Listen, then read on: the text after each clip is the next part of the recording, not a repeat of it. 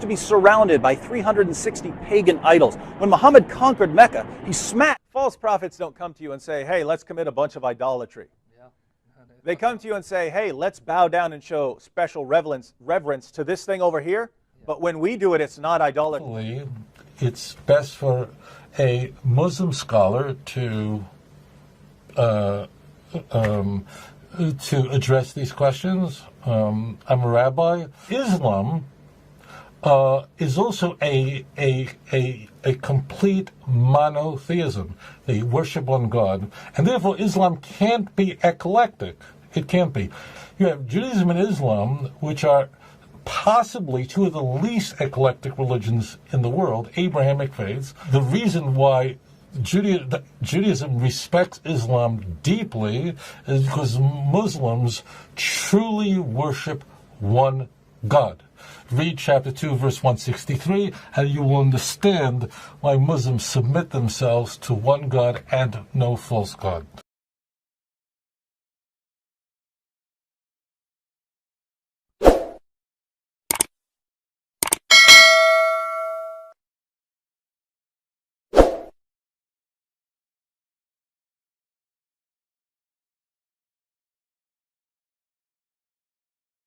Used to be surrounded by 360 pagan idols. When Muhammad conquered Mecca, he smashed the little idols, but he kept the big idol, this cubical idolatry factory that serves as the focal point of Islamic worship.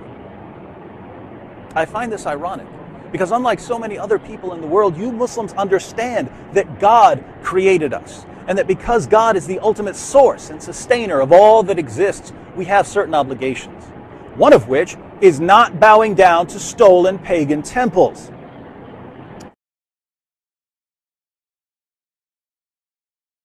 Islam promotes idolatry, and this is important because this is an issue where Muslims really think they have all other religions, right? They got all other religions in check here. You guys are all the idolaters except us.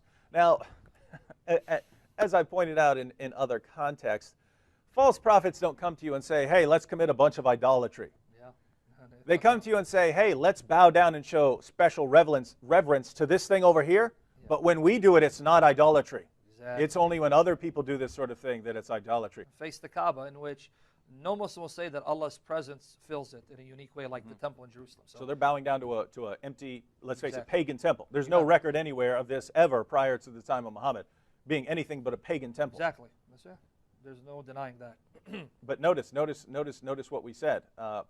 False prophets don't come to you saying, hey, let's go commit a bunch of idolatry. Truthfully, it's best for a Muslim scholar to address these questions. I'm a rabbi, but the call was made to me, and I will be glad to answer it. Okay? Let me first state at the outset, Judaism is not an eclectic religion. We're not. If you are a true monotheist, if you say that there is one God and there is no other, as the prophet Isaiah and almost every prophet scream this, there really isn't much room for Hare Krishna. So Judaism, unlike Eastern religions as an example, is just not eclectic.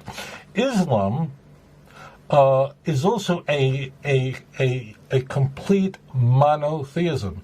They worship one God, and therefore Islam can't be eclectic. It can't be. You have Judaism and Islam, which are possibly two of the least eclectic religions in the world, Abrahamic faiths, and strangely, there is this mutual respect between Judaism and Islam. Which, the reason I point this out is, it just illustrates that there's something really interesting going on here.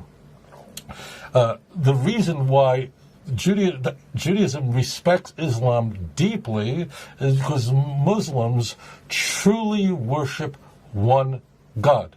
Read chapter 2, verse 163, and you will understand why Muslims submit themselves to one God and no false God. وإلهكم إله واحد لا إله إلا هو الرحمن الرحيم Dan Tuhan kalian adalah Tuhan yang Maha Esa. Tidak ada Tuhan melainkan Dia yang Maha Pemurah lagi Maha Penyayang. Does this mean that Judaism and Islam are identical? No, but there's an enormous mutual respect. Now, leave politics out the window. Just leave it out the window. That's why Jews and Muslims really got along so well for so long. Until recent years, for political, unfortunately a political problem, but this has nothing to do with so this has nothing to do with religion. It has to do with politics, and politics poisons everything. So the question is, if in fact, I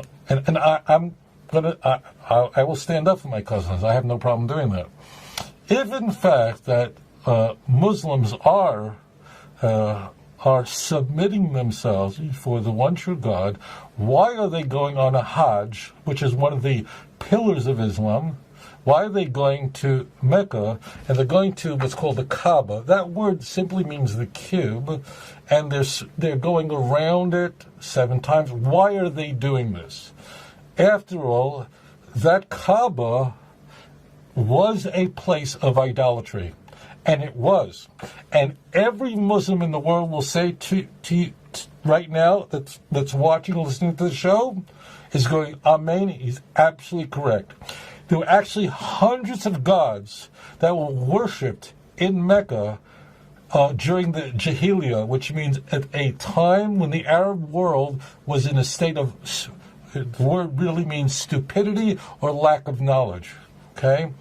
The key point of the Kaaba is that following the advent of Islam, meaning of Muhammad's message to his constituents is, and it's really in Islamic tradition, I should correct that, following the teachings of the Quran, Muslims then took what was a place of idolatry and transformed it into a place where one God is worshipped. So therefore, every Muslim will say, of course the Kaaba was a place where hundreds of gods are worshipped. This is a very well-known part of the history of the pre-Islamic period of Mecca. Everyone knows that. Everyone knows that prior to the advent of Islam, Arabs in that region were burying their daughters alive. So the key is that when Muslims go on a Hajj, which in the Islamic faith, every Muslim is required to do that if they're able to financially and physically. If they're able to, they're required once in their lifetime to go to Mecca on this Hajj. They're not going there worship a cube, worshiping the Kaaba, which means cube. They are worshiping one God, and they are shouting the name La ilaha illallah. So the answer to the question is that the Kaaba was a place of idol worship until the advent of Islam. And the people who are Muslims worship one God and they worship no other, and that is the most central creed of Islam. In fact, if you don't accept that there is one God and no other, and that God is Allah, and every Muslim believes that Abraham was a prophet of blessed memory. Every Muslim believes that Yitzhak was a prophet of blessed memory. Every Muslim believes that Yaakov was a prophet of blessed memory. Every one of them do. There are disputes among Muslims on fine points, but there is no such thing as a Muslim who does not believe in the Quran. Okay? So therefore, yes, the Kaaba was transformed from a place of idolatry into a place of worshiping one God. And therefore, they're not worshiping idols by going to the Kaaba. They're worshiping one God. And that's what they're expressing in their pilgrimage. So that's the answer to your question.